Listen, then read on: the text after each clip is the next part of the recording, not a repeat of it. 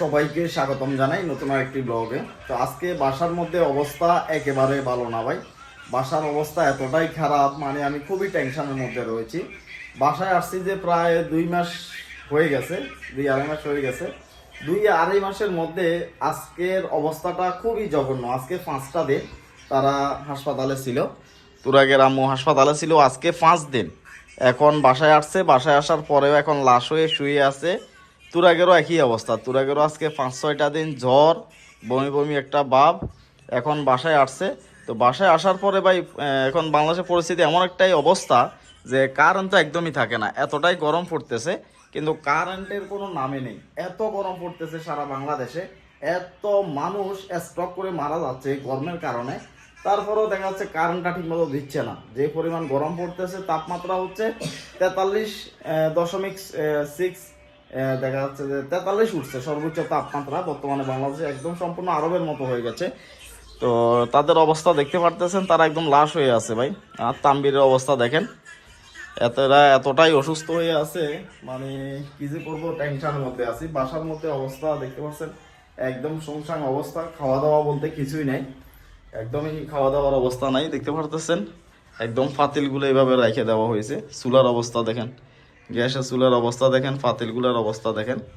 তো এইভাবে সবাই দেখা যাচ্ছে যে কি করব, কি খাবো, কিভাবে ভাত খাওয়া হবে সেটা আল্লাহই জানে। রোগীরা পড়ে রয়েছে।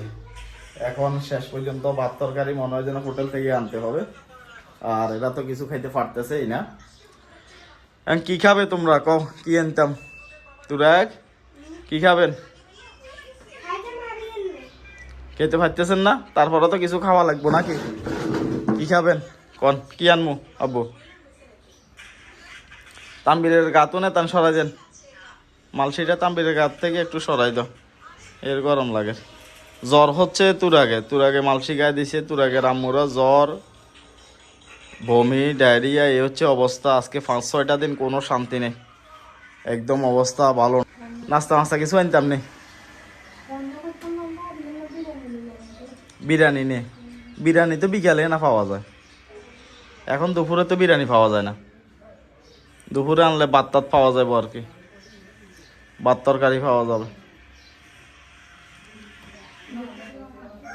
হ্যাঁ দুপুরে মানে ভাত তরকারি লই আমো। যাক, এছাড়া আর উপায় নেই, যাতে কোনো কিছু রান্না বান্না হচ্ছে না, করা সম্ভব না, কারণ 5টা দিন হাসপাতালে ছিল, এখনো সে সুস্থ হয় নাই। তো এই অবস্থায় তো আর খাওয়া দাওয়া পাকানো সম্ভব না। তো হোটেল থেকে আমরা নিয়ে আসবো, হোটেল থেকে ভাত তরকারি এগুলো নিয়ে আসবো। আর তুরাগো লজ অবস্থা, জ্বর, বমি বমি ভাব, খাইতে পারতেছে না। তুরাগের আম্মুরও একই অবস্থা, পরে আছে। হয়তো বাচ্চাটা খাইলে একমাত্র আমি নিয়ে আসি, তারপরও নিয়ে আসি, কারণ হচ্ছে যে শরীর তাদের দুর্বল হয়ে গেছে, অসুস্থ অবস্থায় আছে। দীর্ঘদিন পর্যন্ত তারা না খাই রয়েছে। তো কিছু খাওয়া লাগবে, যদি না খায় তাহলে আরও কাইল হয়ে পড়বে। আমি হোটেল থেকে নিয়ে আসবো ভাত তরকারি, এগুলো নিয়ে আসার পর দেখি কিছু খাই কিনা তারা, কারণ ওষুধ খাওয়ার জন্য হলেও মানুষের ভাত খাওয়া লাগে। আর কারেন্ট আসবে না ভাই, কারেন্টের অবস্থা ভালো না, কারেন্ট আসবে না, কারেন্ট আসবে না, কারেন্ট মনে হয় না আসবে বলে। বাংলাদেশের পরিস্থিতি ভালো না, কারেন্ট একদমই দিচ্ছে না, এতটাই গরম পড়তেছে। তো সবাই ভালো থাকেন, সুস্থ থাকেন, আল্লাহ হাফেজ, আসসালামু আলাইকুম।